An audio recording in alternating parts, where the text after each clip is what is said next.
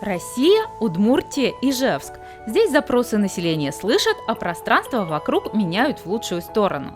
А это журналисты, которые не раз помогали жителям получить ответы на самые серьезные вопросы. Сегодня их задание выполнит актриса, модель, экс-телеведущая и блогер Дарья Гришаева.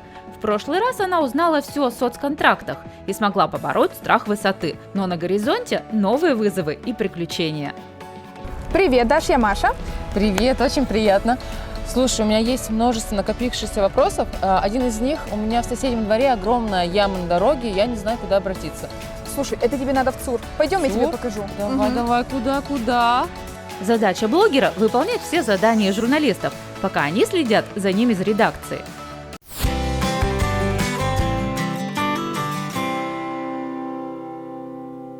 ЦУР расшифровывается как Центр управления регионом. В Удмуртии открылся в ноябре 2020 года. Здесь выявляют проблемы людей и обеспечивают взаимодействие между жителями республики и органами власти.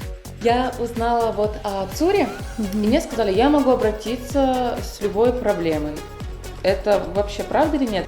ЦУР в первую очередь это анализ обращений граждан и компиляция всех обращений.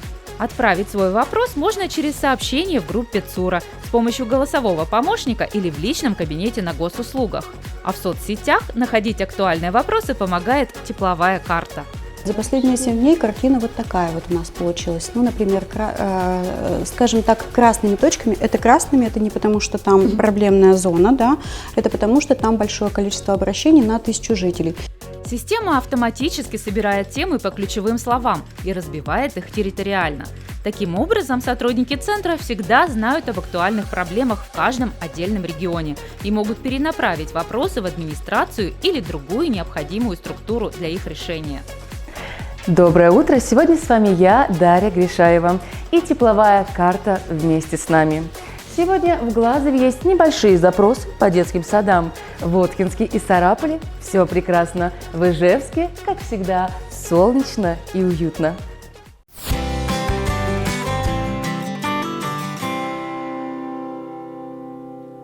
Прямые эфиры также помогают сообщать о важных изменениях в регионе. У нас студия для прямых эфиров. Здесь у нас регулярно проводятся прямые эфиры, раз в неделю, как правило, иногда чаще, когда у нас возникает какая-то необходимость по информированию жителей о каких-то таких вот прям актуальных вопросах.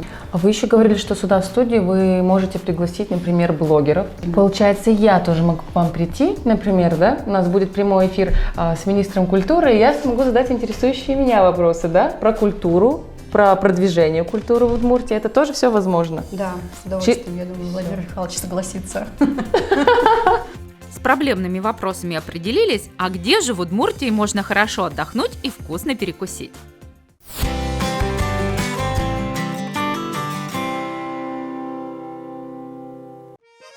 Приготовь необычное удмуртское блюдо. Концепт Реста – уютное место в Ижевске, где можно попробовать национальные блюда европейской, азиатской и, конечно же, удмуртской кухонь. А еще здесь обучают вкусно готовить в кулинарной студии. Так, я думаю, раз мы сегодня будем готовить блюдо национальной удмуртской кухни, это будут, наверное, какие-нибудь перепечи, да? Перепечки. Либо табани, либо пельмени. Да. Нет, мы сегодня будем удивлять. Сегодня мы готовим телятину по-можгински. Этот рецепт мы получили действительно в городе Можга. Действительно, он есть в известном сборнике рецептур «Это русская кухня». И только будучи знакомыми с бабушками, мы получили рецепт данного блюда. Говядину режут кубиками и смешивают с картофельным пюре, лепят из получившейся массы шарики и катают их в муке, затем в тесте и сухариках. Готовые колобки отправляют в разогретую до 180 градусов духовку на 10 минут. Выкладываем соломку. Ага. Овощную. Рядышком выкладываем томаты черри. Какое же блюдо без соуса? Соус. А да, самый распространенный соус, который у нас был у наших бабушек и дедушек, все-таки это на основе каких-то молочных продуктов, либо все-таки это сметана. Мы добавляем сюда сметану. Обалденно. Правда, я не вру. Реально вкусно. Шикарно. Вы мне завидуете? Не завидуйте, пожалуйста. Очень вкусно. Кушайте. Балдеж!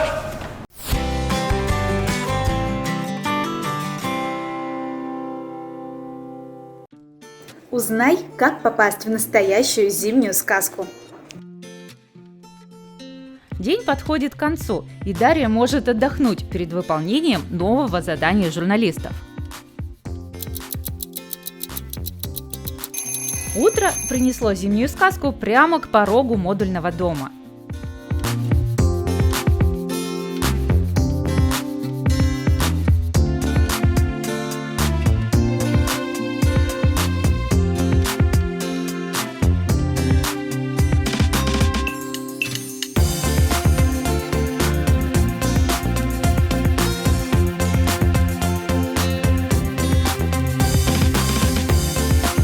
Зеркальные дома, пришла идея, конечно, у нас просто спонтанно, потому что хотелось что-то необычного, хотелось увеличить эмоции, ощущения от нашего красивого леса. Я думаю, что у нас получилось. Да, ну, ощущения, конечно, просто нереальные, очень красиво. Я прочитала, что это считается эко-отель. Эко-отель, да, естественно, здесь все условия для того, чтобы прочувствовать, как можно жить далеко от цивилизации, но тем не менее в комфортных условиях. На территории работает 5 зеркальных домов. К Новому году их будет уже 25. Появились они при поддержке нацпроекта «Туризм и индустрия гостеприимства» и софинансировании профильного агентства. Всего по республике до конца года появится 100 модульных домиков.